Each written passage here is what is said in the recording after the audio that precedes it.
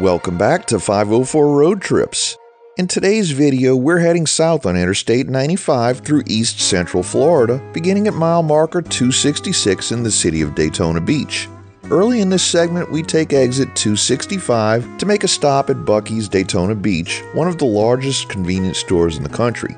It's a popular pit stop for travelers known for its massive size, endless food options, and Texas-sized gas station setup. Daytona Beach is one of Florida's most famous coastal cities with a population of around 72,000. It's best known for its wide sandy beaches and hard-packed shoreline that once made it ideal for motor racing. Today, Daytona hosts major annual events like the Daytona 500 at Daytona International Speedway, Bike Week in March, and Biketoberfest in the fall. There's something happening almost every weekend, from art and music festivals to classic car shows. Other local attractions include the Daytona Beach Pier, the Museum of Arts and Sciences, and the Daytona Lagoon Water Park.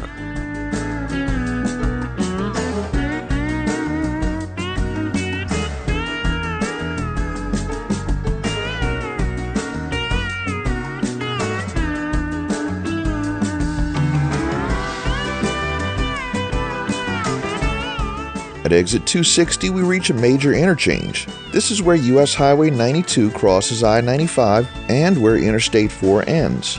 I-4 runs west across the state, connecting Daytona Beach with Orlando and Tampa. State Road 400 continues east toward downtown Daytona and ends at US 1, just a short distance from the coast.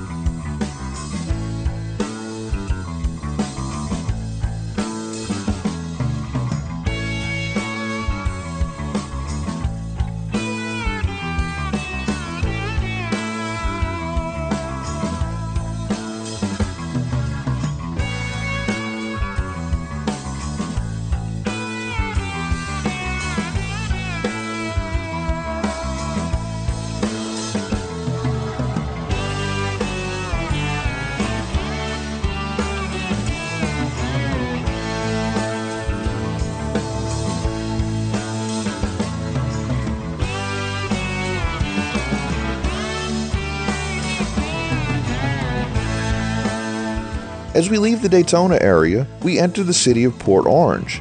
This suburban city has a population of around 64,000 and is part of the larger Daytona metro area. Port Orange is known for its quiet neighborhoods, excellent schools, and access to outdoor recreation.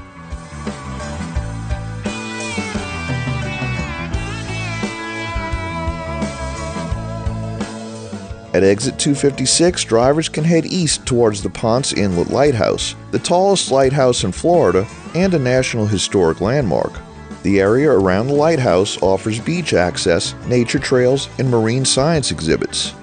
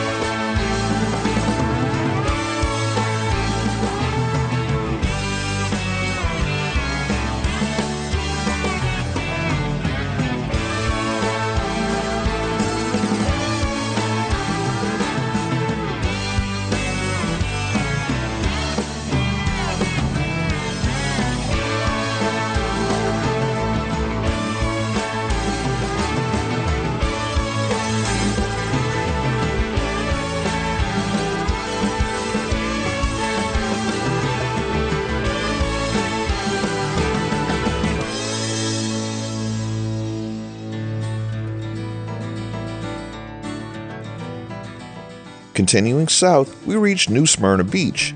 This coastal town has a population of about 31,000 and is well known for its arts scene, charming downtown, and great surfing conditions.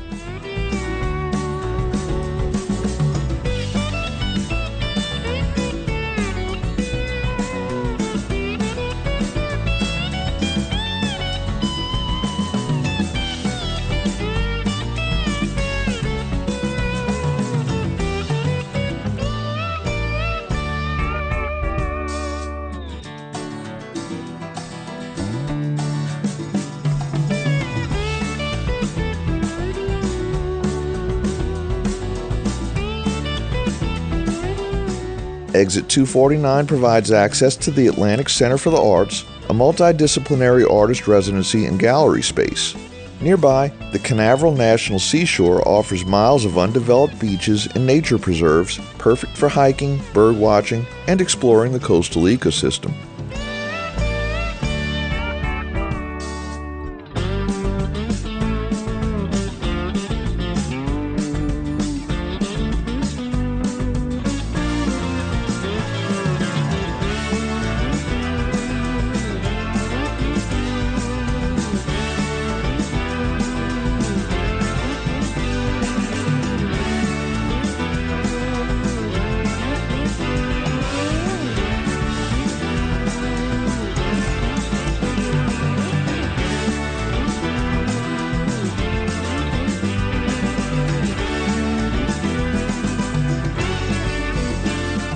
Next, we pass through the city of Edgewater, home to about 23,000 residents.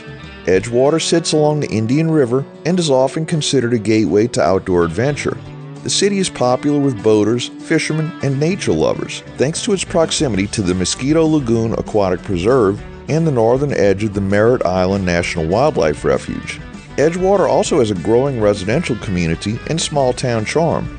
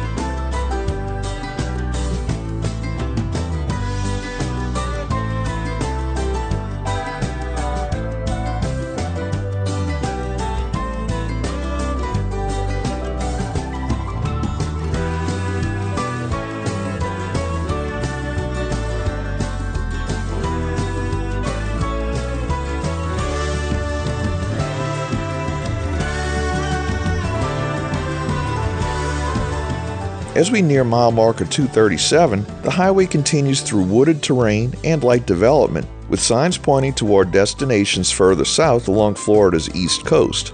This is where we'll end today's drive. Thanks for watching. If you liked this video, please give us a thumbs up, subscribe, leave a comment below, share and follow us on social media, and join us for our next 504 road trip.